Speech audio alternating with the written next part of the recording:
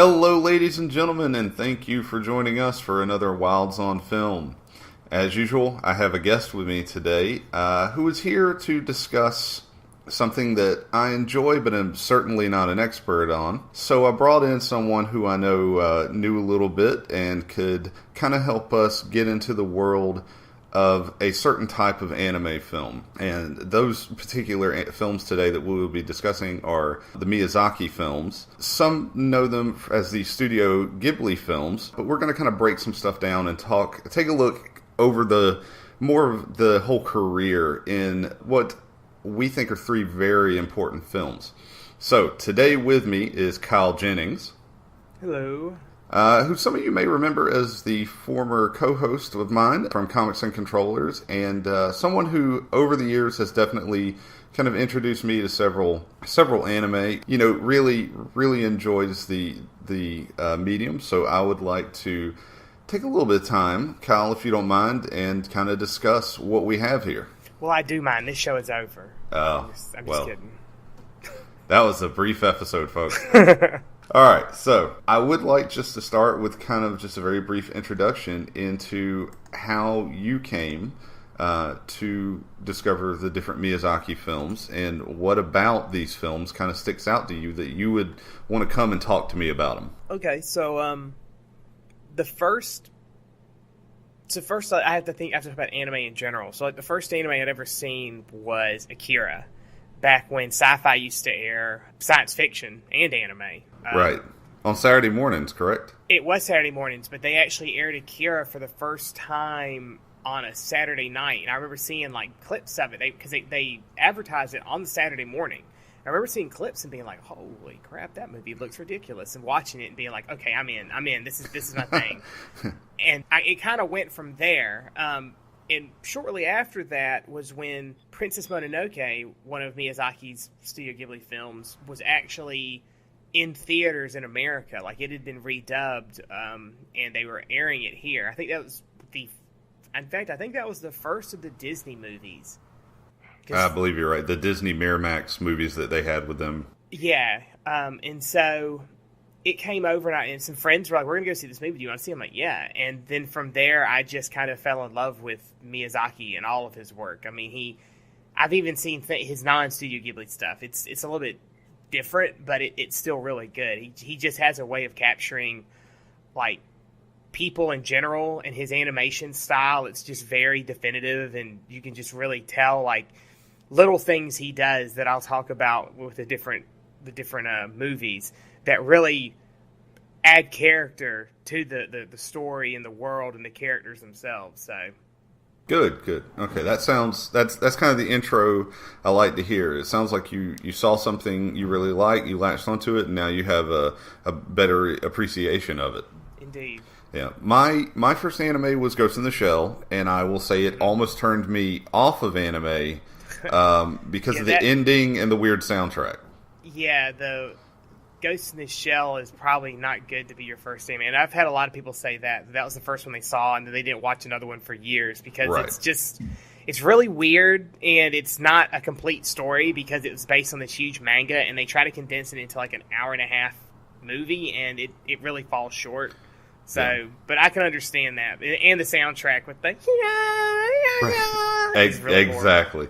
What I want to say, though, is that the Miyazaki films are something that kind of pulled me back in to realize that there was different types of anime. I saw Ghost in the Shell first, and then I want to say I watched a small series, and then I saw Akira, and that was, in my opinion, all one type of anime. Mm-hmm. Whereas the Miyazaki films, for those who may not be aware, all of his films, at least from under the Studio Ghibli banner, have a point. There's a message, but it's not an overbearing, usually, a Saturday after school special, kind of message.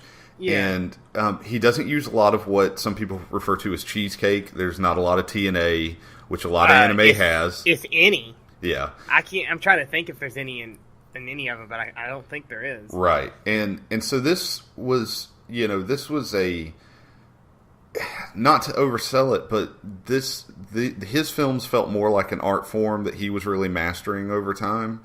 All of these films that we're going to talk about pull emotion from the audience. They all have a kind of an emotional tug on them, and it felt so different from the stuff like Ghost in the Shell and Akira. Even though I now love those anime, this was just something completely different. Yeah, I agree. So the film we want to start with is called Nausicaa of the Valley of the Wind. It was done in 1984, and it is actually the first film to be done by Miyazaki before opening Studio Ghibli. This was a film that he wrote and directed, and I believe it was actually based off a manga that he wrote to building up to the film, which is apparently something that he does a good bit. Yeah, and it's not a lot of times that doesn't get brought over here. I do want to make a correction on you though. He did have one movie prior to Nausicaa. Oh, okay. It was a Lupin the Third movie that he did called Your Castle of Right. Cagliostro. A lot of people don't know about it. It's good, but he wasn't as open with that because he had to stick under the Lupin the Third IP. Right, and Nausicaa he did, and then it was the first thing that Ghibli officially published was that. Right, and I do remember that he did that. Now that you say that, but right, I hadn't even seen that movie until 2 years ago. Yeah. I'd forgot about it. I have seen most of the Lupin the Third series, and I need to add that movie to my list to watch. Yeah. Okay, so this is actually the shortest of the three films that we're going to be talking about today. It comes in at 117 minutes, and it is a PG-rated film, whereas the other two we're going to be talking about are PG-13. So this film, what was your first experience with Nausicaa? It was back when Disney was releasing them all on DVD, and I'd heard about it. I knew it was one of his ones that most people knew a lot about, and it was one that everybody kind of talked about. And I think at one point I had this, and I may still have it somewhere, but it was this book, and it was called it was like the Anime Encyclopedia.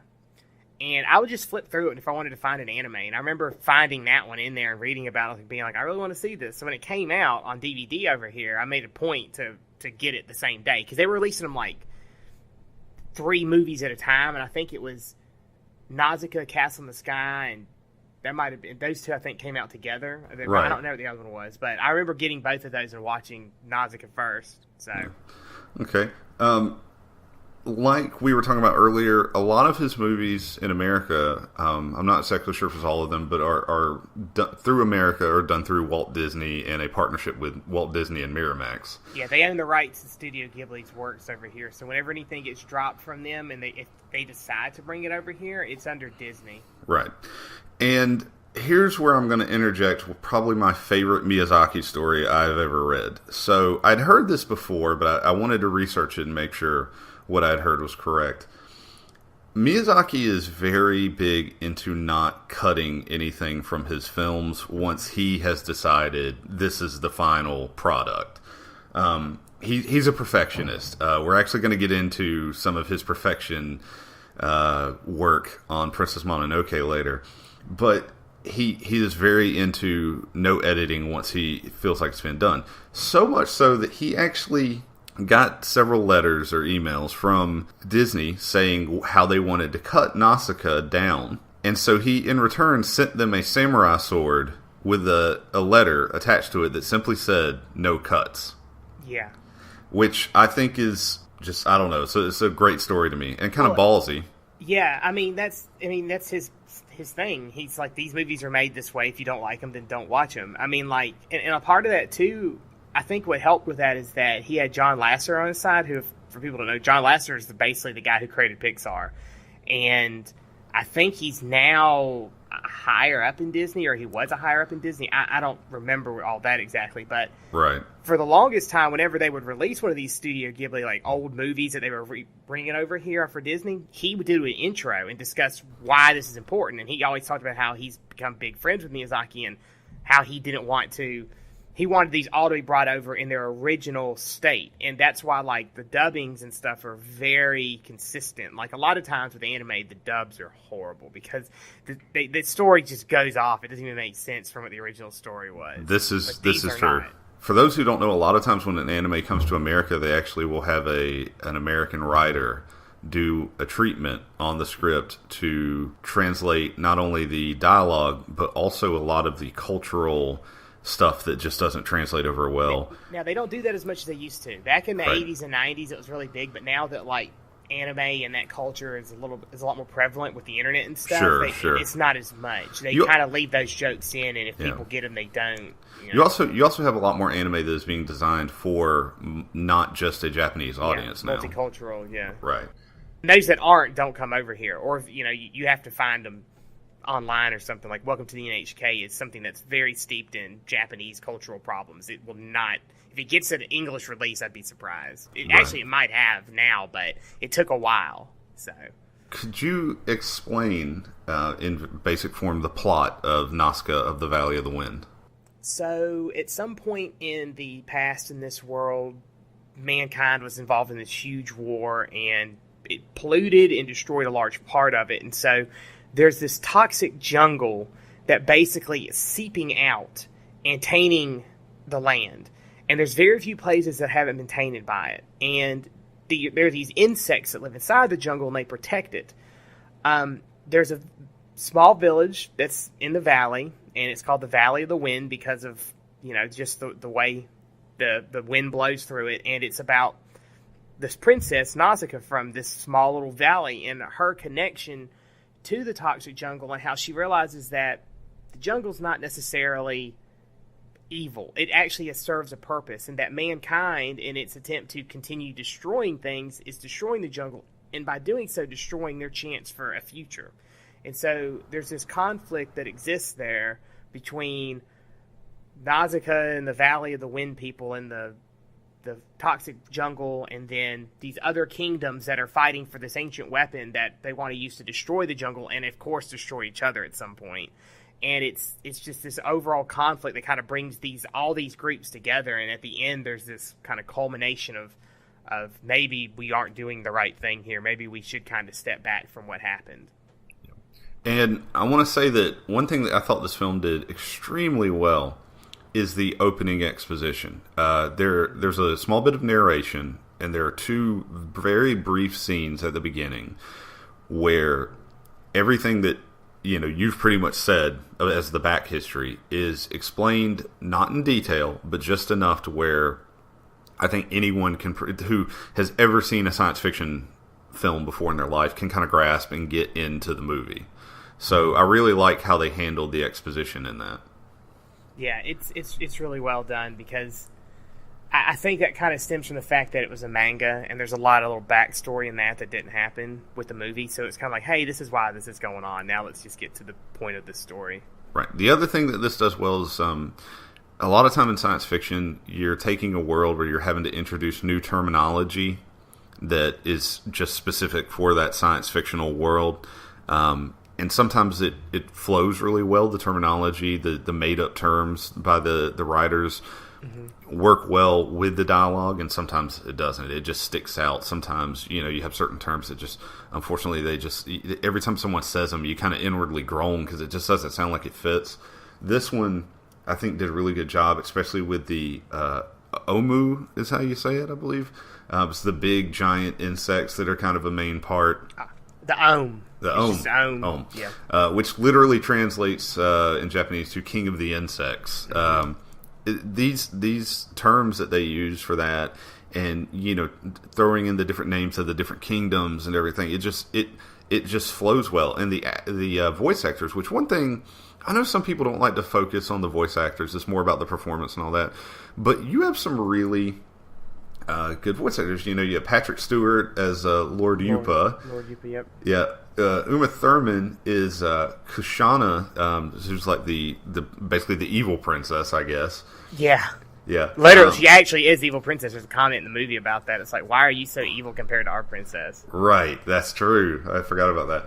I mean, because like one of the things in Miyazaki films that we'll talk about in the other ones is that like it's very much a world for dreamers. Like, yeah.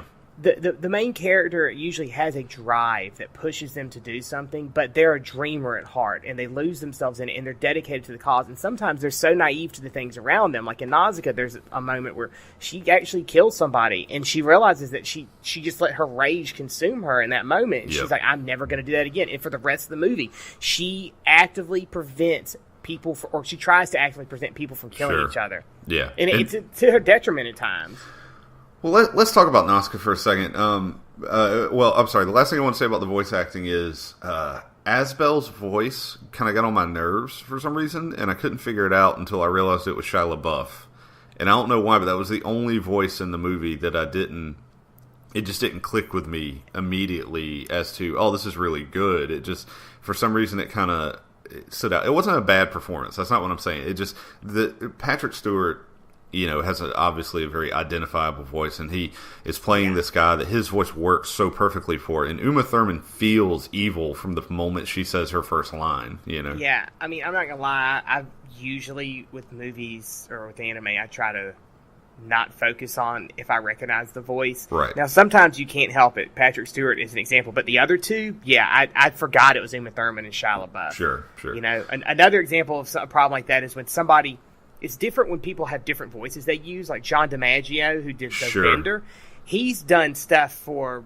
He actually did a voice in Princess Mononoke. Probably wouldn't even realize it if you hadn't looked it up. He did 4 voices in Princess Mononoke, yeah. But so, he changes his voice for his different characters, so unless you know John DiMaggio is doing something, you're not going to know. But the guy who does the voice for Spike Spiegel and Cowboy Bebop, he doesn't change his voice. He's the same voice for every character he does. Yeah. Yeah, and so when you hear it's him... Wolverine, man. It's Wolverine. It's Spike. It's every character he doesn't change the voice for, so it's distracting.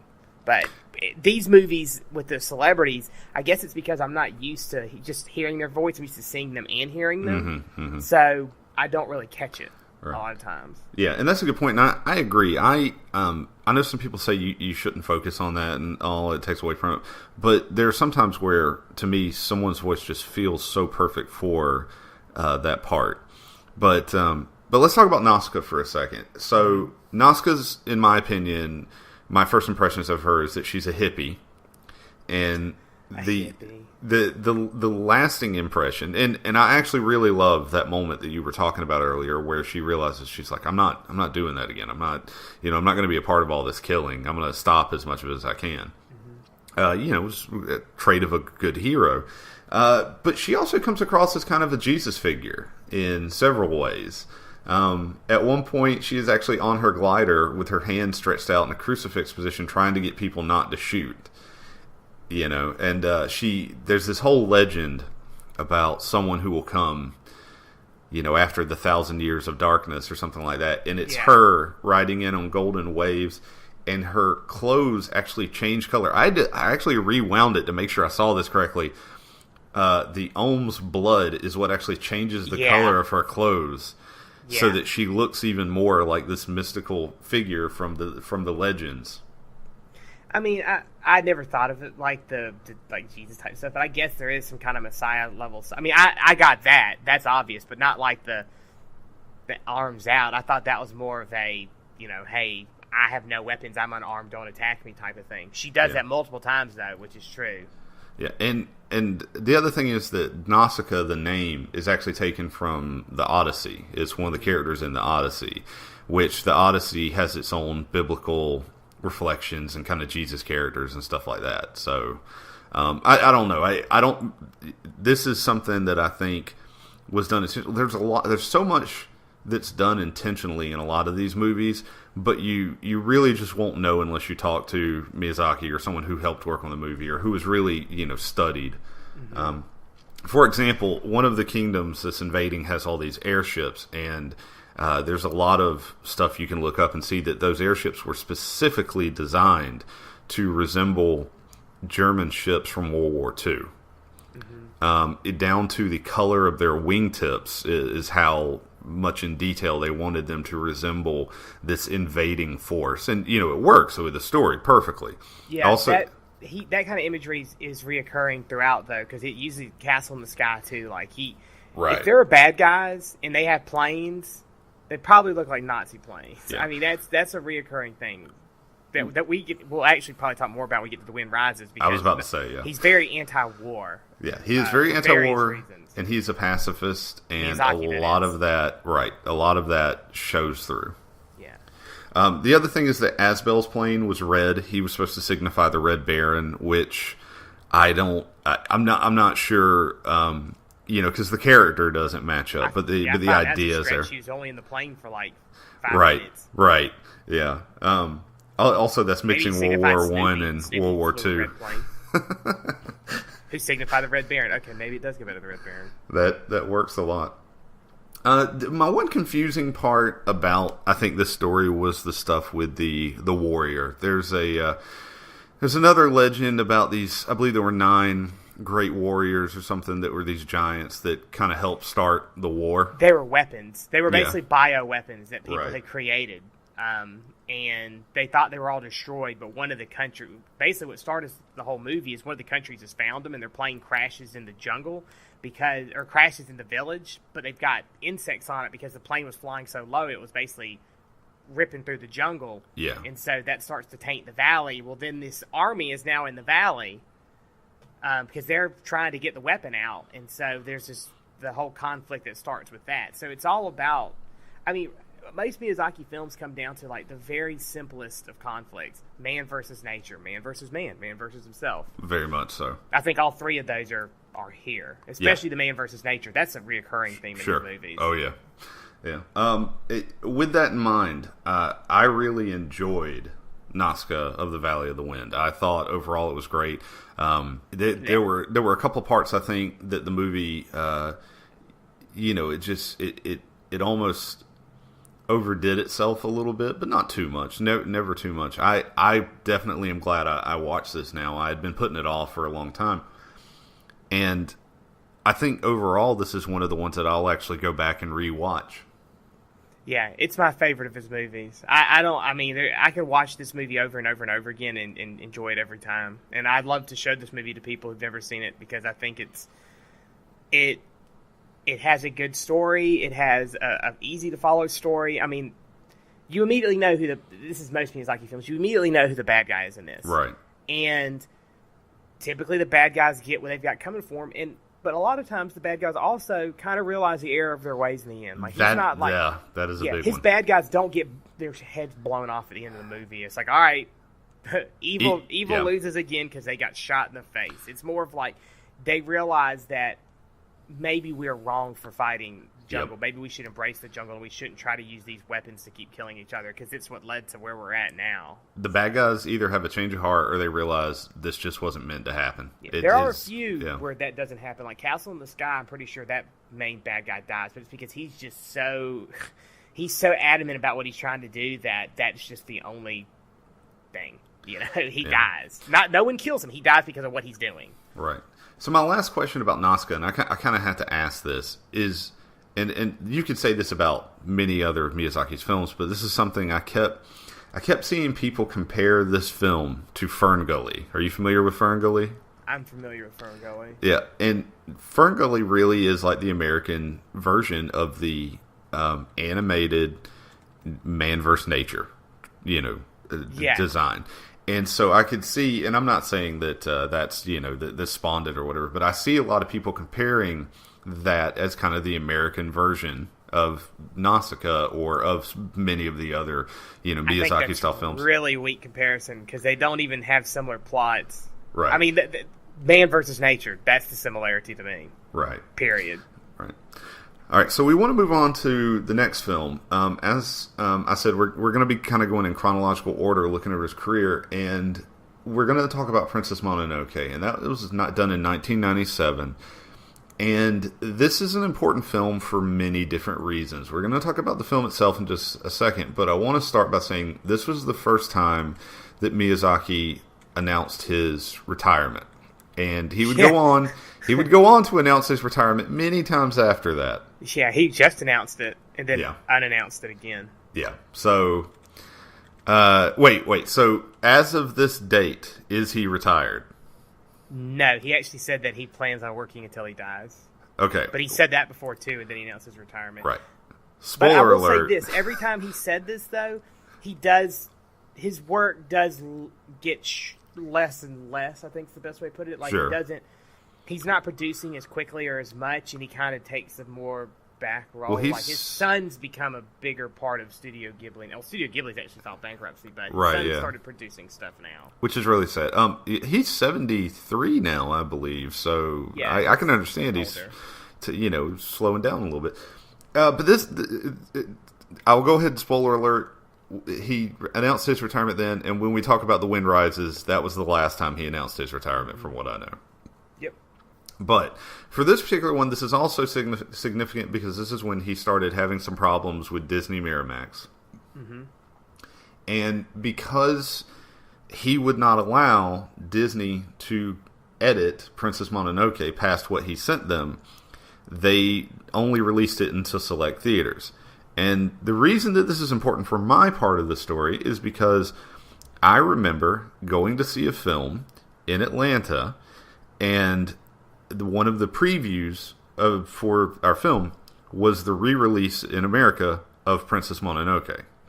And this is probably the first anime that I was not told to go watch or given to let borrow from someone else who had already seen it. This is probably the first anime I wanted to actively seek out on my own. Yeah.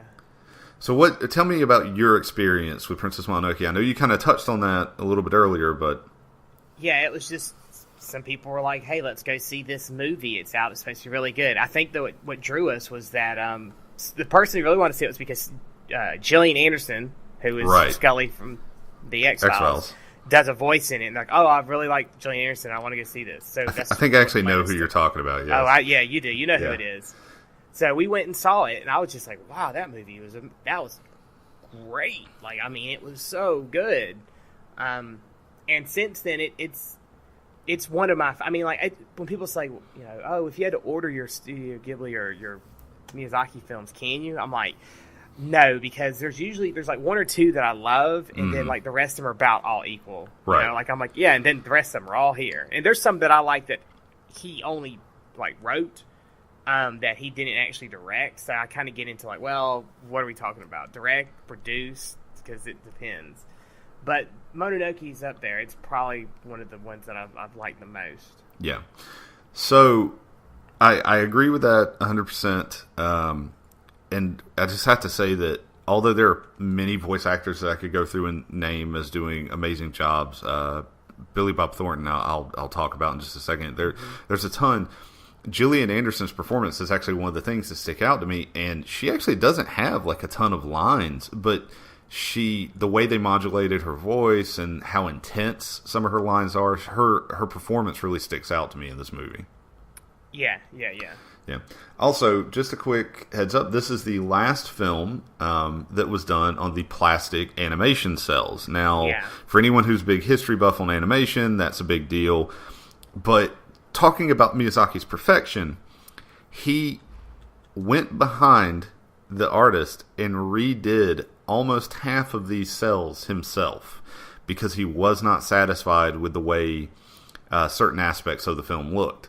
And so the film actually took a lot longer than it was supposed to, to be produced and everything. But part of it was because of his, being a perfectionist. Yeah, I remember watching a little documentary they had done about Studio Ghibli. I think it was during Spirited Away that the documentary was being filmed, but which is after Princess Mononoke, for those who don't know. But so they had him and all his crew in there, and they were working basically. They were at their deadline, like, we've got to get these last cells out, or however they were doing it then. We've got to get this stuff all out. And so he actually was there because he was going over everything, making sure everything was right. And if it wasn't, he's like, nope. And he starts correcting stuff. Right. But then, like, because he wouldn't let them leave, he actually went in the kitchen and he made this, like, giant pot of ramen. Like, I mean, it had to have been, like, 20-gallon pot of ramen or something absurd for them to come eat and get food and go back to their desk and keep working because they were going to pull all-nighter. Right. So, because it's got to be perfect. It's not going out unless it is. I mean, he's like the Blizzard of anime. He is. This is also a very long film. It comes in at 134 minutes, but I have to say, it doesn't feel it. Like, no. I actually felt like The Wind Rises was longer, and then I looked it up, and I was like, no, Princess Mononoke is actually longer. That's because I think with The Wind Rises that it's a drama. I mean, right. Sitting there. It is a much different story. Yeah, it's a slice of life basically. It's a fictionally historical slice of life. Yeah. But Prince Mononoke is not. There's like tons of it. It's constant action. Literally every probably 15 to 20 minutes, there's some kind of action that takes place that draws you back into it. Very much so. The action in this out of the 3 films that we watched, this is the most action-based one, I believe. It's probably the most violent of all of his films. Yeah, I'm going to get to that in a second. That's one thing. Just to clean up that last part, though, it's the second longest, as of 2013, this was the second longest animated film that has ever seen a theatrical release. So, just to give you an idea of how long it is. Miyazaki, as we discussed, is a pacifist, and some of this really shines through in the character of Prince Ashitaka, sorry. Yep. Some of it shines through a lot with Nausicaa as well, but I think in this case, you have this opening scene where this demon-possessed boar god is charging for their village, and he's trying to calm and bargain with the spirit before going to his last resort, which is to kill the beast. Before we get into all that, though, can you, if you do me a slight favor, and for those who may not have ever seen this film, can you just give kind of a basic overview of what this film is about? Okay, so the main character, Prince Ashitaka, basically, as Steven said, there's this possessed boar god that attacks his village, and he defeats it. It doesn't harm anybody, but he's tainted by it in the process. And because of that, his small little tiny village away from everything, they are like, it's just best if you leave, unfortunately. And it's not like they're angry about it. They're actually very upset, but they come to the decision that he needs to leave. And so he goes out, and they never really say he goes out like he's seeking a cure. He just leaves because he's been told to leave, and he knows it's right. And in his time of leaving, he comes across this village that's basically become a giant iron forge, and he sees conflict across the land as he goes between different samurai lords, I guess you would say, and other factions. But he comes to this village that is a huge iron forge, and they're basically mining out this mountain, and they're cutting down this forest, and he hears the tales of this forest god that lives out there, and how many of the elder animal gods who live out there are trying to stop them. And he encounters one of these, which is the wolves, and it just so happens that there's a little girl who actually is working with these wolves, and it turns out that she was raised by them, and she hates humans. And he basically saves her and takes her back to her people, and from there he got to see the human side of things, and then he gets to see the animals in the forest side of things, and it kind of culminates in this moment when this, super powerful god of the forest is destroyed, and his death throes begin to destroy everything in the process. And, crisis is averted in the end, and it kind of comes to conclusion. Once again, this is one of the ones where the villain in the end comes to a realization that maybe they need to think differently about what they were trying to do. Right. So going back to the pacifism, it's evident in the characters, in the main constantly. characters. Every time he comes to a conflict, he tries to avoid it. Right. The only time, and the thing is that it's even evident when he's tainted, because when he does enter a conflict, the scar he's gotten kind of goes crazy, and he literally goes ham on people. And that's what I was getting to, is using an arrow to decapitate someone, using an arrow to chop someone's arms off. Right. And I don't mean like with his hand, I mean shooting it and chopping their arms off. Right. With this violence, this ultra violence that it shows how bad violence is, and it connects the violence to the demonic taint in his arm. Yeah. Which is corrupting the animals in the right. forest, which it comes down to, it's because of the humans and what they're doing that's causing it. Yeah. So, as long as you're paying attention to the film, this stands out very clearly. And I thought it was neat because it could have been handled a lot worse. You've really oversold, again, a lot of that. And I thought that the film just did it very well. And it works so well. The animation in this I love the animation for Princess Mononoke. It's What's kind of cool about the three films we watched is we got to watch, a film from 1984 and then 1997, then 2013. So we get to see this nice progression of animation. But I love the animation for Princess Mononoke. That was the first movie where Studio Ghibli and Miyazaki started winning a lot of awards for. Like, they won awards for all their previous ones. They're usually small ones, but like Princess Mononoke was like the first big one, followed by Spirited Away, which was the biggest. That's where they won the most awards for. Right, that was, in fact, I think that's one of the only Miyazaki film. No, it is the only Miyazaki film I've actually seen in theaters, and I'm really glad I did. Mm-hmm. I've seen pretty much since Princess Mononoke. I've seen all of them in the theater that's been released over here in theaters. As Kyle kind of pointed out, the themes to this movie, of course, are corruption and progress, the progress of man and the corruption of the demonic taint, and even how some of the animals that aren't corrupted, the boar god that's remaining can't see any way outside of this other than fighting because he's too proud and everything. There's a lot of little messages here that just they fit the story, and that's how you make something that it is kind of a moral of a story or a lesson not seem like it's preaching to you is how well it fits the story, and it feels like that's exactly what that character would do, and this is just done extremely well in here. Yeah, I mean it kind of pulls back to the anti-war stuff, because anytime there's all this war and stuff going on, but there's no good that comes from it. It's just death and destruction, a lot of destruction.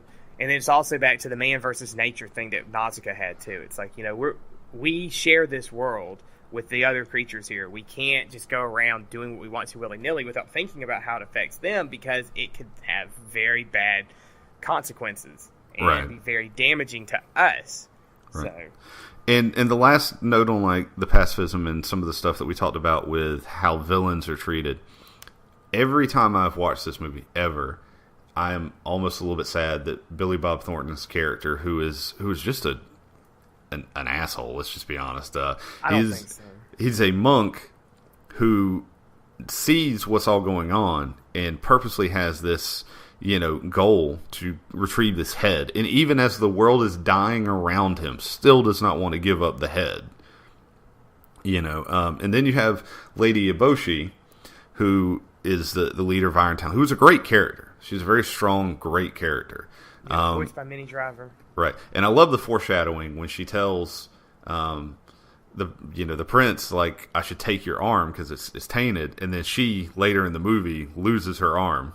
Well, she also says at some point about the wolves when he's knocked down San, who's the name of the girl, who I guess that's the reference to who Princess Mononoke is. It's her. Yeah. But her name's San. But when she's been knocked out and he goes to pick her up, the Lady Eboshi, who's the head of the Iron Town, tells him, be careful of a wolf. If you cut a wolf's head off, they can still remove your arm. Right. And yeah. That's what happens. That's some epic foreshadowing right there, and it comes to fruition.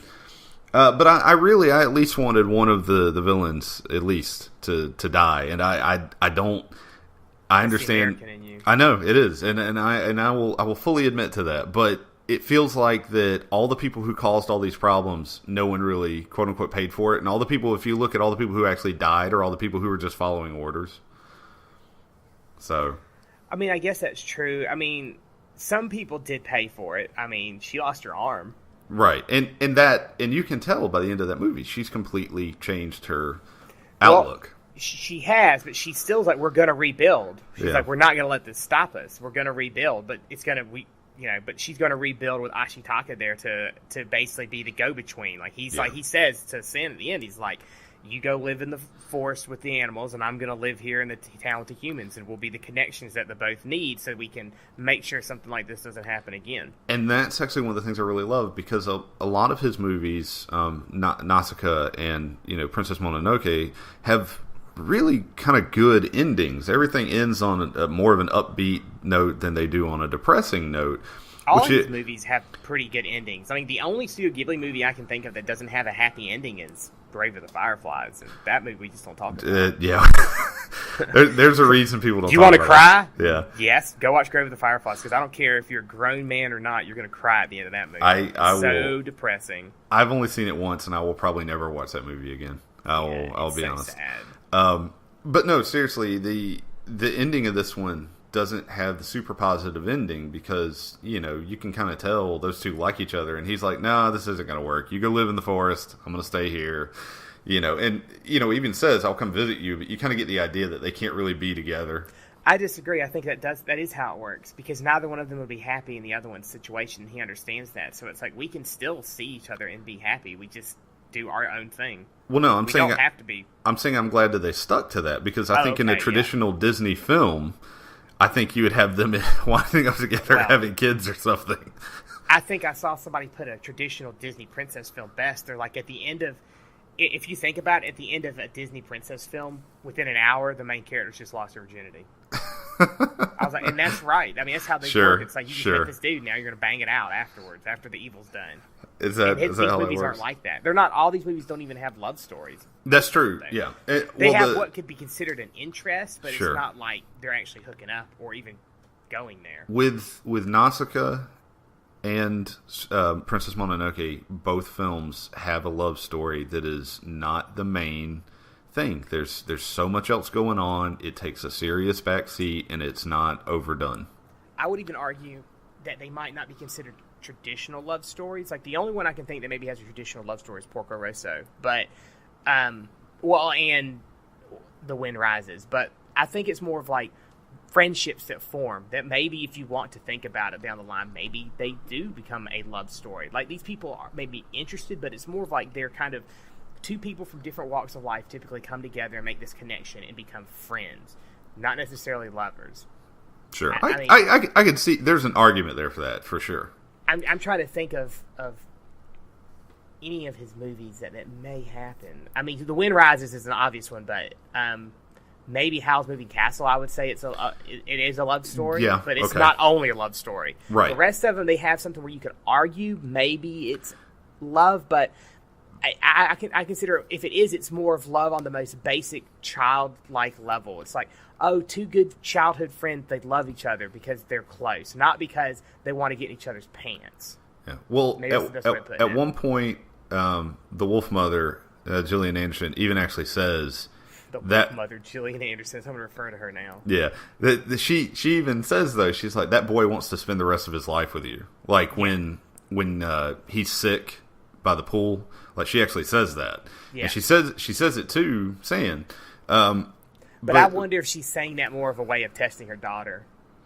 That could be. I could see that easily. But overall, the point is, even if whether you believe that these are what we would call traditional love stories or just kind of like just deep friendships, I'm glad that they're not overdone, is the best way I can put it. Yeah, they're not banging it out. Because easily, we've seen movies where just the love story just kind of corrupts the rest of the plot, and you don't care. You're just like, most of them are. Yeah.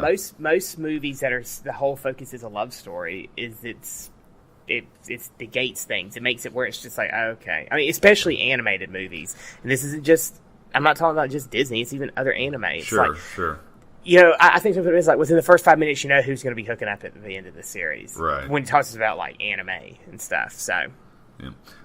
The two last things I kind of want to touch on about this film is, of course, that this movie was critically well received and culturally well received too, because a lot of references from Princess Mononoke have wound up in other manga and in other anime. There's the actual demonic curse that the prince had is actually referenced in a couple other manga, and even some of the character designs from this anime, were used as kind of a tribute to Studio Ghibli. Those creepy little tree things that always bug the hell out of me that do the shaking. The tree babies. What is up with that? Those are great. For those who don't know, the thing is they're these little white things, and they have these weird black eyes. And they'll just turn their heads, and as they turn their heads, they'll click, click, click. And then if they let it go, it sounds like a rattle, and it rocks. But Princess Mononoke has left a very strong, lasting impression on the world of anime and manga. A lot of his stuff has. Yeah. I mean, like within Japanese culture, you can see like the influence that all of his movies have had. I think some, of course, more than others, but also in American stuff you can see it too. Like Bob's Burgers had a My Neighbor Totoro reference. Somebody Right. showed me, and I've never seen Bob's Burgers, but I saw what they were doing. And I was like, oh my god, that's the tree scene. And so I was like, yeah, it's like it's so funny that it's in there, and it's like if you don't know where it's from, you don't think anything of it. Yeah. If you do, it's that kind of little thing in the back of your mind that you smile about. I've read about that, but unfortunately, I'm gonna admit something. I've never seen My Neighbor Totoro.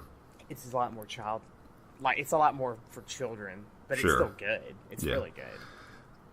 The last thing I want to talk about Princess Mononoke is, as we discussed earlier, when an anime comes to America, a lot of times they'll have a writer, like we said, not as much anymore, but especially back then, they would have an American writer, or in this case, a European writer, go over it and, adapt it more for an English speaking audience. And so for this film, they had Neil Gaiman do the treatment of the script. Several things that had to be changed were a lot of the cultural stuff that just didn't translate over well. A lot of the dialogue apparently was just it didn't flow as well. But, there was a lot of little things. But some of the stuff that I found most interesting is a lot of people ask, why is the film called Princess Mononoke?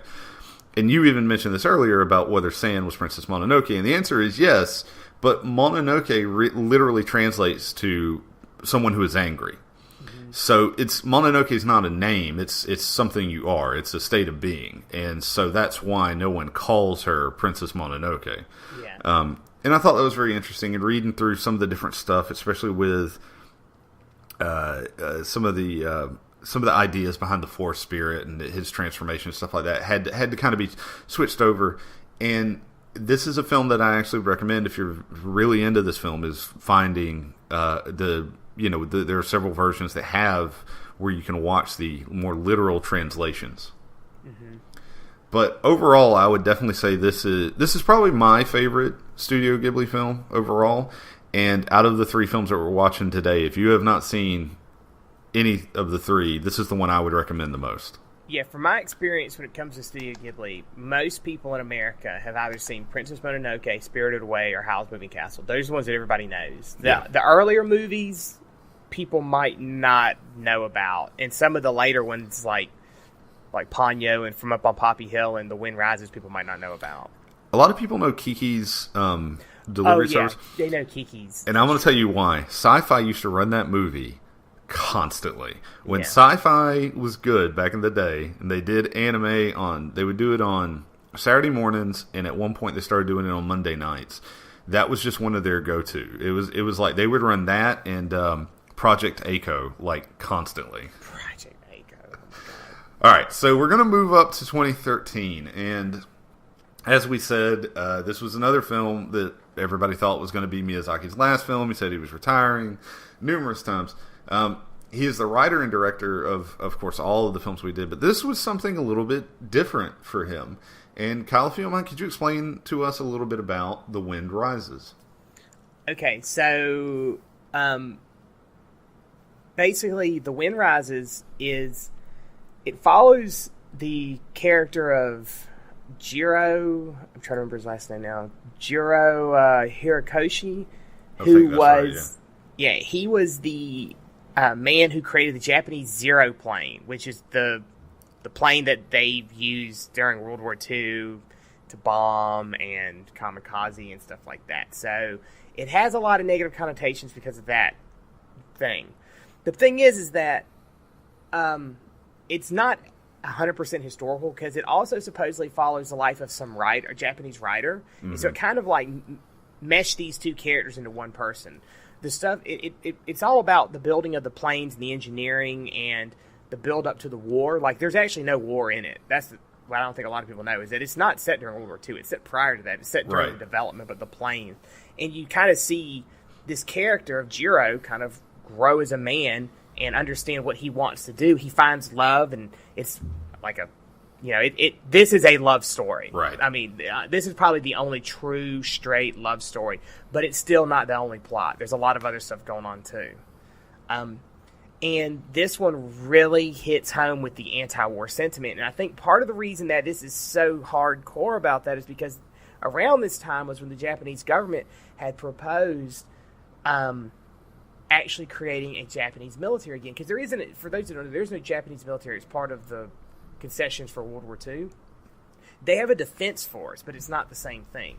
And so because of tensions in Asia with China and North Korea, they were proposing this, and Miyazaki was very outspoken against it. And he said, if you historically look, when Japanese have a military, it's not a good thing, and we don't need one.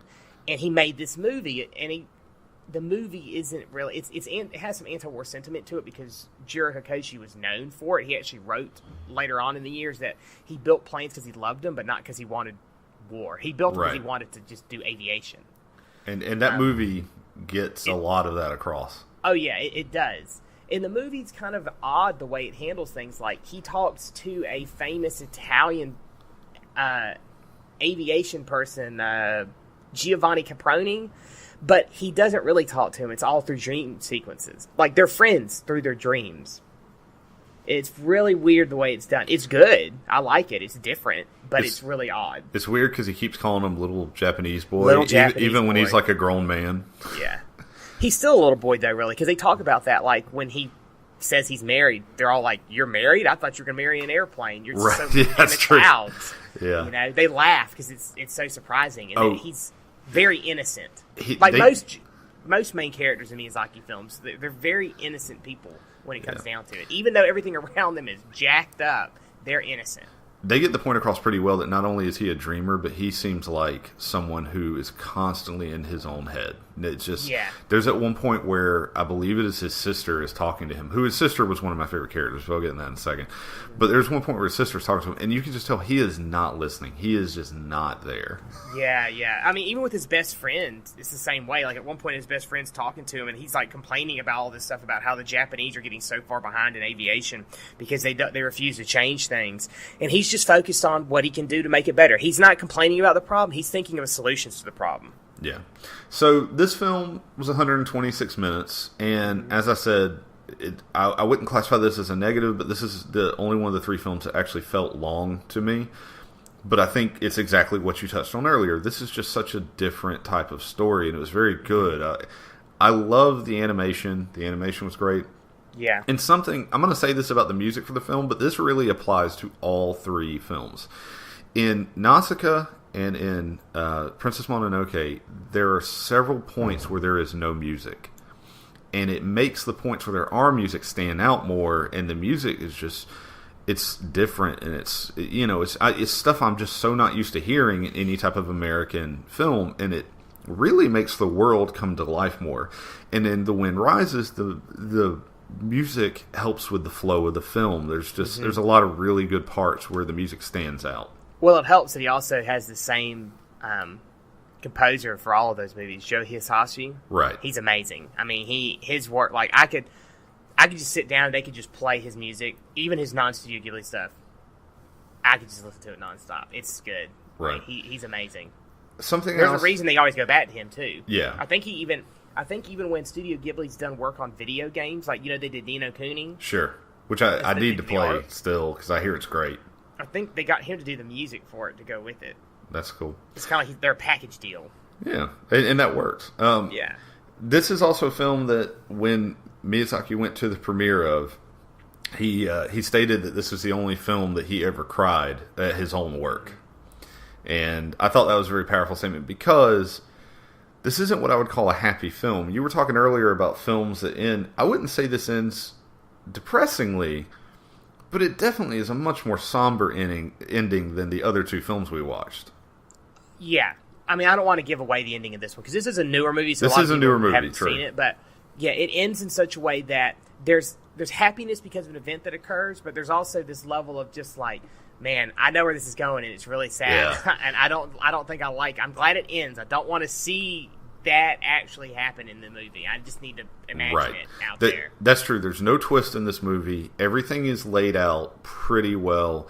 One thing that I love is the flow in the movie, because of how smoothly they go in and out of the dream sequences, and everything that is said and is done is for a reason. There's really not a lot of wasted time in this movie.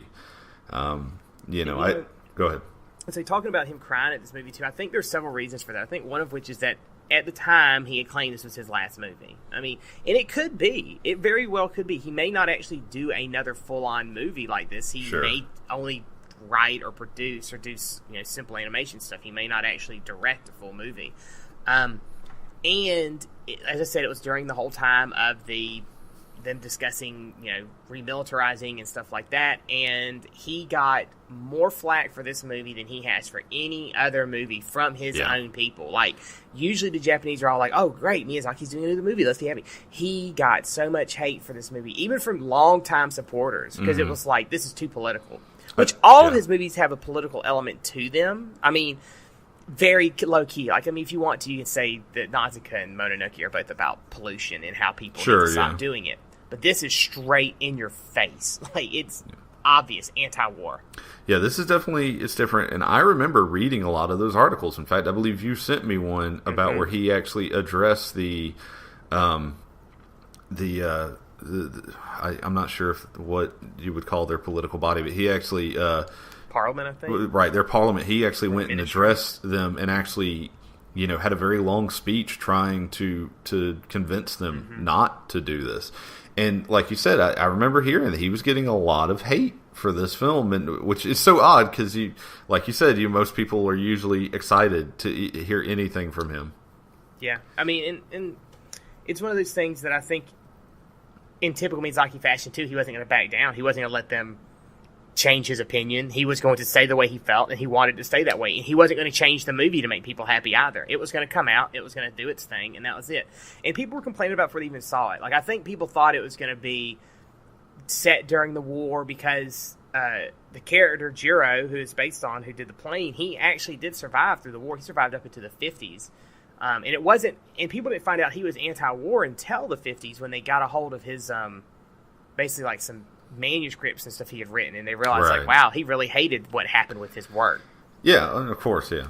But he did it. He still made it because, one, he was supporting his country, and two, he was an engineer. He was an aeronautical engineer, and that was his love. It was his art, So he did it. And I liked that the movie felt very, very real and very down to earth. Even with all these crazy dream sequences, a couple of those dream sequences go a little far, but it just I don't know. It felt like I was really getting to know a real person. Yeah, and I even think Miyazaki could probably, there may be some of him seeing himself in that character. Here's this guy doing this thing because he loves it, and he, eventually he got a lot of flack for what he did. And then here's Miyazaki doing this thing that he loves, and he's getting flack for doing it about this person. So, and because they both love their country. It's not like they were both anti-Japan. They're both love their nation, and they're doing things to try to help their nation in some way or another. Right. So, the movie itself, like I said, the animation. This is the newest film that we're looking at today from Miyazaki, and so the animation is just smooth. It's just there's a scene in the forest where he finds one of the main characters doing a painting. And the water and the way that the forest is kind of laid out in there is perfect. I mean, the animation is just beautiful. Yeah, it's one of those things too. Like, and this is Miyazaki specifically, but I mean not specifically, but there are other anime. I think one of the things that got me first really interested in anime in general, and specifically him, is that growing up in America watching cartoons, even as a kid, you can realize like this is so bad. Like, they got the Ninja Turtles mask colored all wrong, and the poses are all wrong, and this is so bad. And it's because animation over here for the longest time was done cheap and quick. They didn't care. There was no thought into it. It was made to sell toys. But over there, it's an art. And so when you start seeing it, you're like, wow, this is amazing. They put forth a lot of effort in it. And then you see stuff like Studio Ghibli and Miyazaki, and you're like, what? This is amazing. These are moving paintings. There's however many of them a second that I'm seeing coming through here, and they look great. Right. And this movie is kind of the culmination of that. And I think he put that out there because this may have been his last. So he made sure that this movie was exceptionally beautiful. Right. One thing, just to touch on it, I thought Joseph Gordon-Levitt did an amazing job as the main character. I really like him. He was, well, I like him as an actor. He gets a lot of hate. People hate him, but I don't know why. I really don't. But he did something to me that was really good. He made a character who probably did in real life sound kind of like a robot, and didn't show a lot of emotion. He gave him a ton of emotion. I don't know. It was an amazing mix of someone who didn't overdo. I know I've used that word a lot in this podcast, but he didn't go too far into the emotional state, and even the parts where he is having like a breakdown, it feels like, again, like I'm starting to know this character and getting into it. And also, I have to say, Stanley Tucci did a really good job as well. Yeah, I forgot he did a voice. Yeah. And I don't know who did his boss, who did Jiro's boss, but he was probably Martin Short. Oh, that's right. It was Martin Short. Okay, so he and the sister are both kind of I don't want to say they're the comedic sides, but they're definitely a part of some of the best comedic parts of the movie. Well, here's the thing with Ghibli comedic stuff. They are a little bit of comedy relief at times, but at the same time, they are very good characters, and they really bring it together. Like, they really humanize Jiro. Like, 'cause truthfully, otherwise, like you said, he's almost robotic. Yeah. They show that he's not. He has this human side, and that they kind of ground him and help him in that, especially with loving this woman.